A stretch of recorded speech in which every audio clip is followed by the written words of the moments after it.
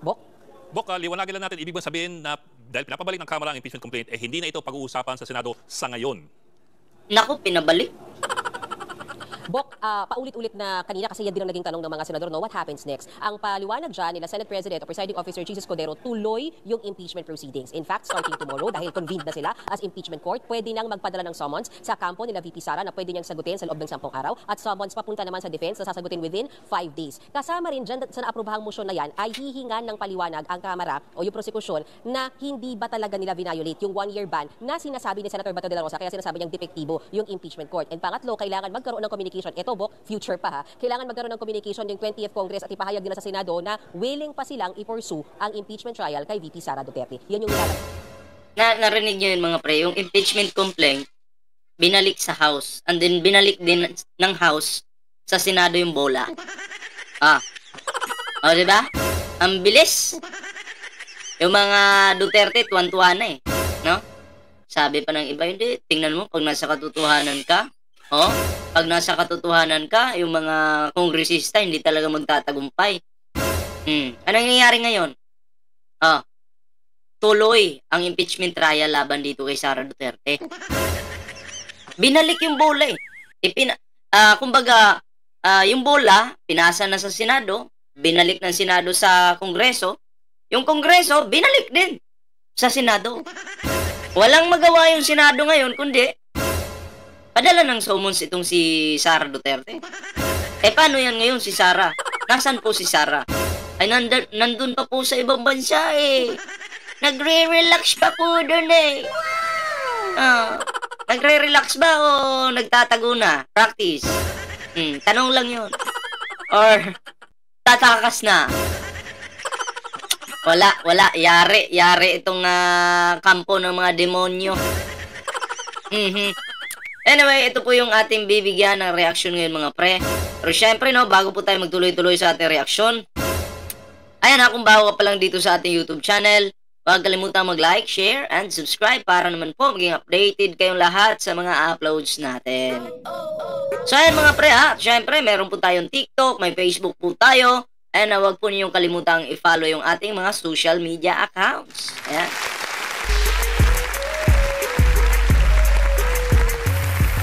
So, ito na mga pre, tuloy-tuloy na po natin yung ating reaksyon patungkol dito sa video ito. Panoorin po natin. Naman ng motion. Okay, now... Uulitin ko lang para tuloy-tuloy tayo. Pakinggan nyo ito ng maayos, mga DDS ibabalik po ng Kongreso yung bulak sa Senado. At ang Senado wala nang magagawa. Yung impeachment proceedings. In fact, starting tomorrow, dahil convened na sila as impeachment court, pwede nang magpadala ng summons sa kampo nila VP Sara na pwede niyang sagutin sa loob Balik ng natin impeachment court, nakapag-oath-taking yung Senator Judges. Sinabi nila Senate President o Presiding Officer Jesus Codero, hindi na kailangan yung pag-report na yan ng prosecution bukas dito ng articles of impeachment. Ito. Bok, liwanagin lang natin, ibig ba sabihin na dahil pinapabalik ng Kamara ang impeachment complaint, hindi na ito pag-uusapan sa Senado sa ngayon? Bok, paulit-ulit na kanina kasi yan din ang naging tanong ng mga senador, no? What happens next? Ang paliwanag dyan nila Senate President o Presiding Officer Jesus Codero, tuloy yung impeachment proceedings. In fact, tuloy hindi na dismiss or ipapasa ulit, hindi na, tuloy na. Anong kasunod? Ano pong kasunod? Ito. Tomorrow, dahil convened na sila as impeachment court, pwede nang magpadala ng summons sa kampo nila VP Sara na pwede niyang sagutin sa loob ng 10 araw at summons. Ayan pwede nang magpadala ng summons. Pwede na. And then si Sara Duterte, kailangan niyang umuwi ng bansa, nasa ibang bansa pa para sagutin niya. Oo. Panindigan niya yun. Sabi niya, handa siya, di ba? Hindi po nagtagumpay itong mga aso ni Digong, aso ni Sara, ng mga senador. Hindi po nagtagumpay. Di ba? Oo. Nawaw mali sila. Tuloy. Bonds papunta naman sa defense na sasagutin within 5 days. Kasama rin dyan sa naaprobahang motion na yan ay hihingan ng paliwanag ang Kamara o yung prosekusyon na hindi ba talaga nila violate yung 1-year ban na sinasabi ni Senator Bato de la Rosa, kaya sinasabi niyang depektibo yung impeachment court. And pangatlo, kailangan magkaroon ng communication. Ito, Bok, future pa Kailangan magkaroon ng communication yung 20th Congress at ipahayag nila sa Senado na willing pa silang i-pursue ang impeachment trial kay VP Sara Duterte. Yun yung nilalaman ng motion. Okay. Now, initially nga, gusto i-dismiss ng Duterte block yung impeachment case versus VP Sara, pero in the end, decision is to bring it back or remand it to the House. Matuturing ba itong win ng Duterte block? Ayasat kasi, on one hand, nakuha ng minority yung gusto nila na i-convene na, but on the other hand, parang 2 steps back naman dahil na-remand.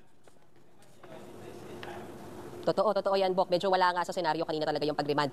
I-discuss ko lang, si Senator Amy Marcos, na isa sa mga bumoto pabor dyan sa motion na yan, sabi niya, tama lang, kasi kung accountability daw ang kailangan kay VP Sara, hindi na kailangan ipa-impeach o isa-ilalim siya sa isang impeachment trial dahil daw sa dami ng kaso na kinakaharap nito. Ang totoo daw yan, kaya daw may impeachment na gustong ihain o isalang si VP Sara ay para daw ma-disqualify siya sa 2020 election. Sabi ni Senator Amy. Well, kung yun naman yung maganda para sa ating bansa, makakaganda sa ating bansa, or kung yun naman yung makakapagbalik ng magandang imahe sa ating bansa, mas maganda ng ganun ngayon mangyari. Para sa 2028, wala na. Kahit pa magtanod siya, bawal na siya Yun. Yun maganda doon. At pabor kami doon. Yun din nasa isip ko. Tatanungin mo ako, okay ba sa'yo yung ballpoint man? Okay, 100%. Gusto mo, 1,000% pa Walang mali doon. Kasi kung talagang mai-impeach ka talaga, makukonvict ka, ibig sabihin, marami kang nilabag na batas. Harapin mo yun.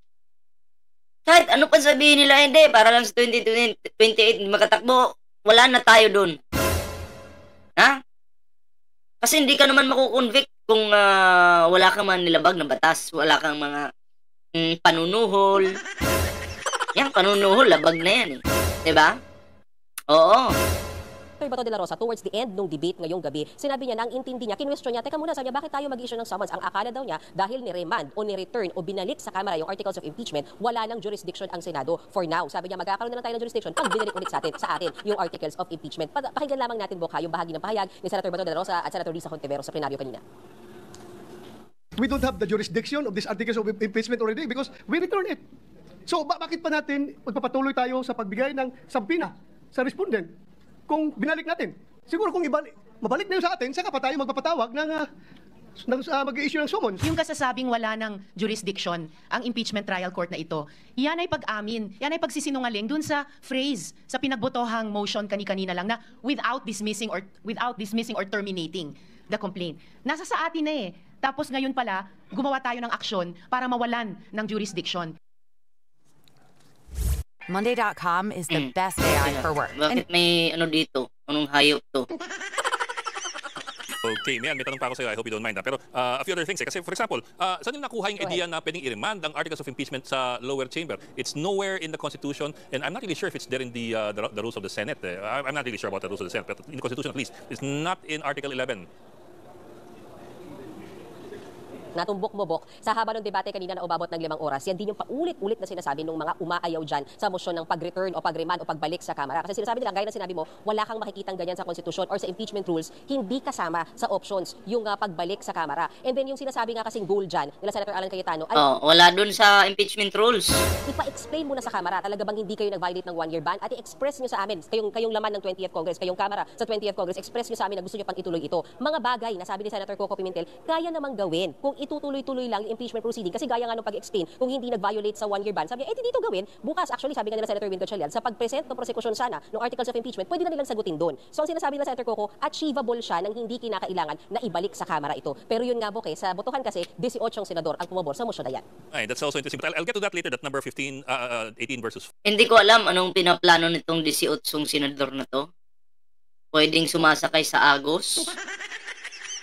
Or pwedeng wala talaga silang pagmamahal sa mga Pilipino. Kasi kahit si Tulfo no? Bakit nagkagano? Kasi Tulfo ba kasama? Alam ko 5 senador lang yung hindi pumabor dito sa pagbalik ng bola diyan sa Kongreso. Pero tingnan natin sa mga susunod na mga araw kung ano ba talaga yung gagawin nila, no? Kasi posibleng may mga estratehiya itong mga to. Baka yung iba dyan, doon na bumelo pag huling banat na. Diba? So, tingnan natin mga pre. 5-0. But I'll get to that later. I'll ask you about timetables kasi I do remember si retired Justice Adolf Ascuna, na dating member din ng CONCON, who also drafted the wording for Article 11, which is impeachment section of the Constitution. Ang sabi niya, meron mga bare minimum sa kailangang tuldukan ang Senado para masiguro na ito ay mag-continue to the 20th Congress. In other words, bare minimum sa kailangan magawa ng Senado para masiguro na umaandar na at pwedeng mag-continuance doon sa next Congress. Among others, kasama dyan yung presentation ng articles of impeachment, yung summons doon sa accused, and so on down the line. With the remanding of the articles of impeachment back to the lower chamber, have we hit that point where effectively may continuance na theoretically itong impeachment trial to the 20th Congress? Yung presentation ng articles of impeachment na dapat gagawin ng prosecution, ekis na tayo doon, Bo. Kasi sinasabi nga kanina dito sa impeachment court, wala na yung silbi kasi dapat iti-trigger niyan yung convening. Nag-convene na tayo ngayon. And then, summons, tutuloy, yung writ of summons, yung pag-i-issue niyan. So far, yun na lang ang kayang gawin. Kasi kanina parang nag-compute sila, Bo. Yung oras na masasagot ng kampo ni VP Sara, 10 days, kampo ng defense, 5 days, parang aabot na sila ng June 26. So, pag Alam mo si Robin Padilla, dun sa dulo. Walang Rub. Sino pa ba yung wala? Alam ko si Cynthia Villar wala din. Naka-green lang po itong si Padilla, parang tanga. Diba? Wala bang pambili ito ng ng row? Yayaman itong mga to Naka-green lang talaga siya. Pinanindigan niyang makatait talaga siya. Ayun nakikita niyo. Ayan. Andiyan sa dulo. Nakataas ng kamay. Vlogger yata ito kasi nagmukbanger ba? Bakit kaya ganun? Tuloy natin. 4 na araw na lang, June 30 na, sinasabi ni Senate President Escudero, wala nang kapangyarihan yung prosekusyon ng Kamara na magtumayo sa impeachment court kasi tapos na rin yung kanilang authority o natapos na yung kanilang pagiging kongresista. So wala nang mangyayari, Bok, from June 30 up to July 27. Mag-resume na yan sa July 28, which is nga yung resumption at pagbubukas ng 20th Congress. Ganun nakalimited, Bok, yung pwedeng mangyari from here on kahit pa naurong ng isang araw, na-advance ng isang araw yung pagko-convene ng impeachment court. Yun na lang talaga yung kayang gawin. Summons na lang talaga sa ngayon, tsaka pagpapasagot. Pero Bok, balikan ko lang yun, yung first point mo doon sa sagot mo, hindi ko masyadong naintindihan, hindi ko narinig masyado. Did you say na effectively na the Senate was able to cross the T's and dot the I's as far as yung presentation ng articles of impeachment as required according to Justice Escuna, as required for there to be continuance to the next Congress? Nagawa na ba nila yun technically? Naging moot lang siya, Bok, kaya hindi na siya gagawin bukas. Kasi ang sinasabi, ang paliwanag dyan ni Senate President Escudero, kailangan sana yung pag-present ng prosekusyon ng articles of impeachment so that it will trigger yung convening ng impeachment court. But then, iba yung nangyari, unexpectedly, nag-convene siya ngayon, nag-oath-taking yung Senator Judges. So ang sinasabi nila, tinanong yan kanina ni Senator Rizon Tivero, so magpe-present pa may prosekusyon? Ang sinabi ni Senate President Escudero, moot na, hindi na kailangan kasi wala nang iti-trigger na convening kasi nakapag-convene na ang impeachment court, Bok. So actually, ang tanong dyan would be, in effect, have we met all the constitutional requirements for there to be a continuance to the 20th Congress if they were not able to present the articles of impeachment because of the remand? Wouldn't that be a question, a prickly legal question for the next Congress? Ayan na. May ads lang.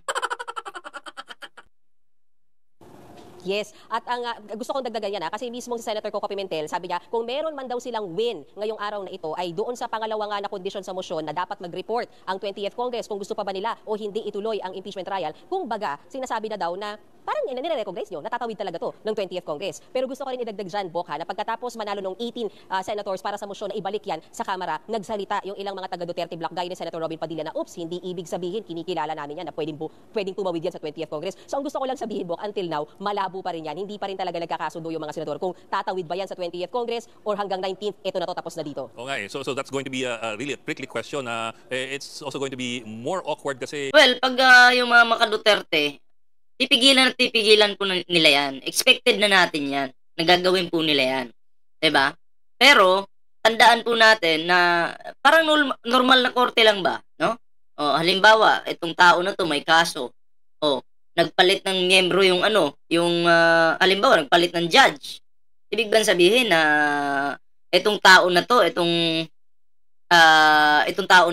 wala na rin kaso, ganon? Kasi iba na po yung judge. Yung mga miyembro, nagpalit na ng miyembro, gano'n. Napakababaw po kung iintindihin natin no?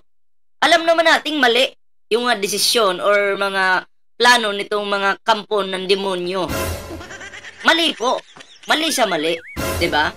Ano bang pinagkaiba ng Senado sa normal na korte? Pareho lang naman. Diba? Pareho lang. Bakit hindi kikilalanin ng Senado kung kumbaga nagpalit na sila ng mga miyembro? Oh, dapat kikilalanin pa rin po kasi do sila 12 lang yung nawala o napalitan. Oh. Wala, ginagawa nilang tanga yung mga Pilipino. Oh, pero sabi nga po ni Luis Tro, wala na pong makakapigil dito sa impeachment na ito. Tuloy na po ito. Oh. Anyway, yun lang po yung ating video ngayon mga pre. Kita-kits po ulit tayo mamaya sa susunod nating video. And pero syempre, bago po tayo magtapos sa ating video ngayon, meron po tayong Facebook page, yan, Ballpoint mga 2.0. And syempre mga pre, no, meron din po tayong TikTok. Nako, huwag niyo pong kalimutang i-follow yung ating mga social media accounts. Ayun maraming salamat po sa inyo. Sa hindi pa nakasubscribe sa ating YouTube channel, nako, mag-subscribe na po kayo. Libre po yan, walang bayan. Syempre, pasalamatan ko lang din po yung mga bago nating bago nating mga subscribers. Naku, maraming salamat po sa suporta niyo sa ating YouTube channel. Ayan, so hanggang dito lang muna yung ating video mga pre. Kita-kits po tayo mamaya sa susunod na video.